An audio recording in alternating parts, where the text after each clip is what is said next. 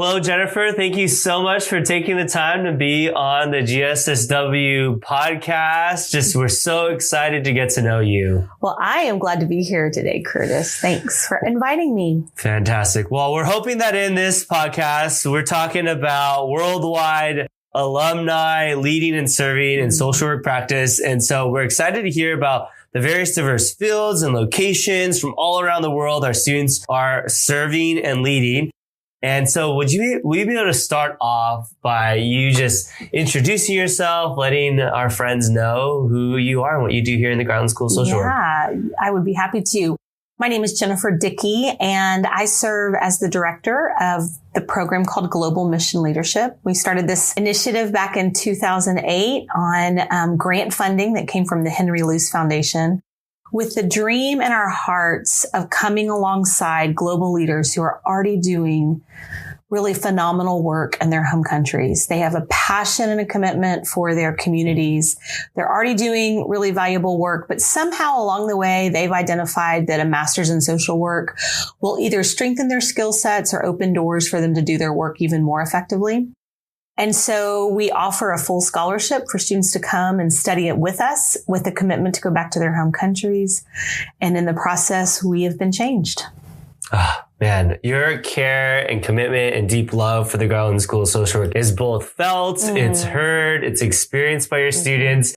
And you're one of those faculty members who so deeply care about their students and even welcome them into their home. And so thank you for just your hospitality and just commitment to our school. And so speaking of home, would you be able to share with our friends just one word to describe where you're living as a part of our rapid fire questions that we always ask in these podcasts? I live in a pad of butter with black shutters. Amazing. Okay. We got to unpack it. Normally we don't go all into it, but yes. No, I live in this old home. It's probably it's almost 100 years old. And when my daughter saw it, she said, it looks like a little pad of butter. It's yellow and it has black shutters. But I think butter is like this. I hope that everybody has butter for their bread. It's like this semi-indulgent, really rich, supportive element to a meal that's delicious. And we care a lot about the shared table. We want people to be at home in our home and at home in our table. So it's fitting that it's a pad of butter with black shutters. Such a gift. Such a gift, just like my morning coffee. And so with that being said, what is your go-to favorite coffee shop and order here in our community? You know what I've been choosing lately is Be Kind. Okay. I love the motto. Yeah. I love the lighting, and I love the sense of just wanting to foster more kindness. I just love all the things about it. So it's a good space for me. Yeah. And where's your favorite spot on Baylor's campus and why? I would say there's this really big tree that's in, what is that called? It's right outside of Pat Neff. And when I was an undergraduate, I used to study under that tree. And now when I walk past it, I just think about the way that these grounds have held me for so many years. Like I'm a three-peat here. Not many people choose to do that. Undergrad, graduate, and doctoral degree. I didn't come in thinking that I'd be a three. I didn't come in thinking, oh, this is where I'm going to do all my education. It just has continued to unfold and open up. But that tree at different times has really been a meaningful place that has held me. So I'm grateful. Love that. Spaces are so important. So you've been a part of the Garland School of Social Work for some time now, and we're looking forward to hearing just more about your story and these alumni that have really just made an impact in our world, and you being absolutely one of them. And so starting off with our first question, we've asked everyone this question: how have you seen the Garland School of Social Work prepare social workers for worldwide service and leadership? Oh my goodness. Well, I'll tell you a story about Paul Conte. He graduated in 2015 with his master's, and Paul came so eager to study. He always had such a deep commitment to his home country of Sierra Leone. And more particularly, he's always been aware of making collective spaces for people that maybe haven't had support or access And specifically, he went back to start an initiative among young girls who didn't have access to education. They needed a safe place to study and to grow. And he went back to his home country after getting his master's and served diligently in that field. But things began to start changing for him. And he looked up and he said, oh my gosh, our country is so blessed with beautiful land and an incredible growing environment. What if we really harnessed and supported local farmers? And he let his life kind of take a right-hand turn. And he began to study and learn more about farming in ways that his family had been a part of farming. And then he started these cooperatives with farmers to say, let's support local farmers, specifically in the production of peanut farming, because he's like, there's so much wealth in our land. And we want Sierra Leoneans to have that, to be the ones that are nurturing that natural resource. I tell you that story of Paul because I saw all of those ways way back when he was studying with us. He was always collaborative, always linking arms with people, such a networker among his cohort. I just have seen him always be a weaver. And I think the Garland School helped support that. I think there was parts of the curriculum that reminded him that together is better than separate. And his cultural expertise and collectivism has led the way. So yeah, he's an amazing guy. Yeah. You want more stories? Oh, that's great. Oh, we're definitely going to get more stories in the future for more conversations like this. I know you have so many different, just deeply impactful stories, and maybe you'll share some more later. How does the Garland School of Social Work equip students to address diverse social work challenges in various settings? I think some challenges are not actually addressed through really complicated, nuanced ways. They're actually addressed in really deeply human ways that are actually imprinted on us from our initial design. And I hope that the Garland School draws us back to some of those parts of us that we've always known to be there. Like, what does it look like to work within relationship? What does it look like to work for the collective good of others? What does it look like to join in solidarity with those that are suffering? I mean, so many ways that if we look at the model of Christ, we see these ways within Christ.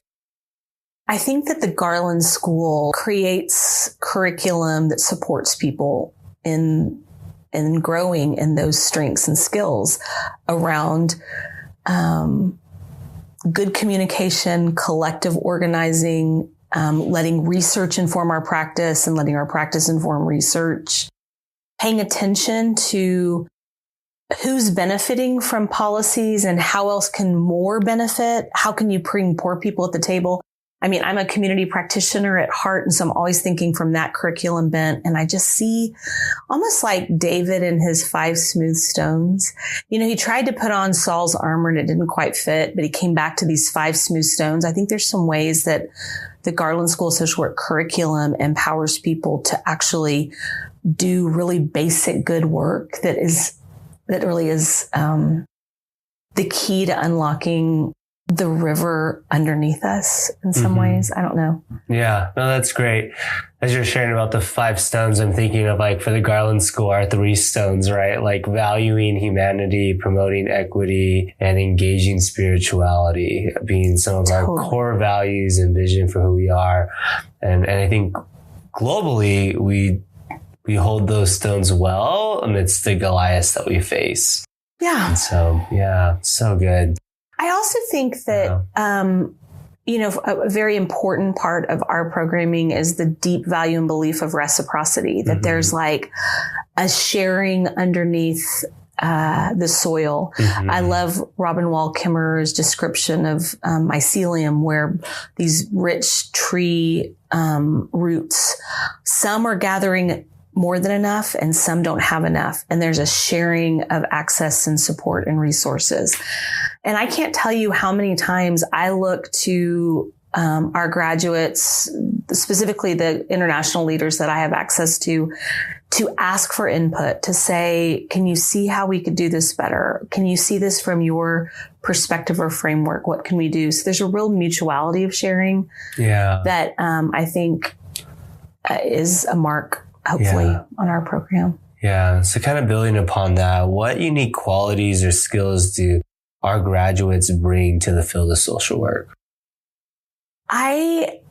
I'm going to talk more specifically from the graduates in the program that I get a chance to serve, but I would say their depth of commitment to the common good is just moving to me. How they're always looking to see how can all people have access and get support and grow. They have such an expansive ability to see their communities. And I would say the depth of fuel of their faith. I think feeling where they end and the divine has to begin. It's like their own capacity will just go so far. But so many of them have tapped into their deep faith flow and communion. And that's what fuels their work and fuels them and keeps them involved.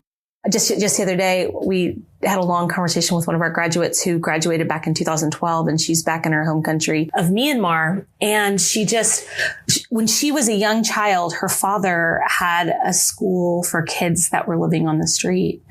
And she remembers her dad saying, that's the school I'm going to raise you in. I want you to be exposed and know conditions of kids.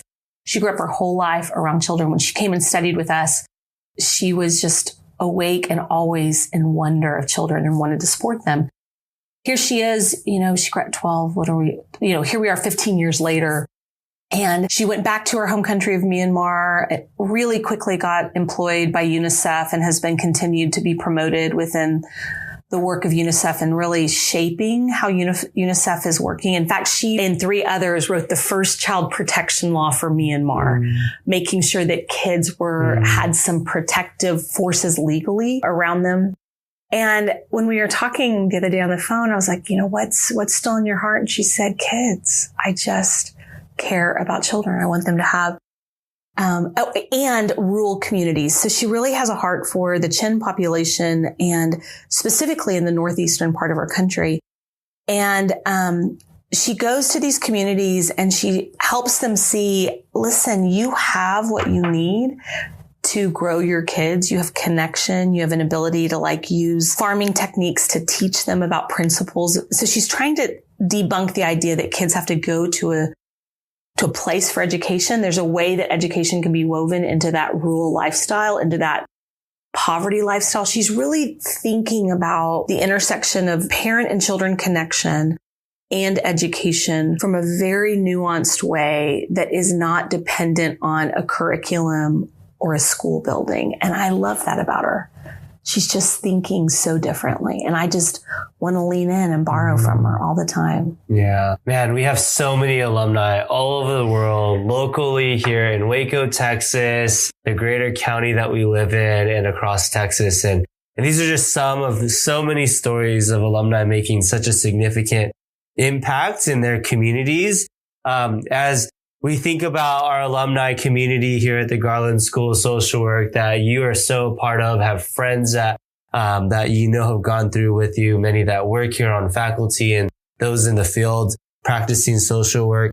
How do alumni stay connected with the Garland School of Social Work and continue to influence the next generation of social workers? Or even just rephrasing that, what would be your advice to alumni when it comes to staying connected with our community and how they could continue to be a part of this community that's so dedicated to the next generation of social work practice? I care so much about this. Yeah. Please reach out to the teaching faculty that you knew and tell us what you're doing so that we can have you be a guest interview. I try to pull practitioners all the time into my classroom teachings because I find that students are they appreciate and can appreciate the faculty members' years of experience or the research they're doing, but they're always looking for those practitioners that are doing the direct service right now. Yeah. And I'm just like, please circle back with us and let's share ideas.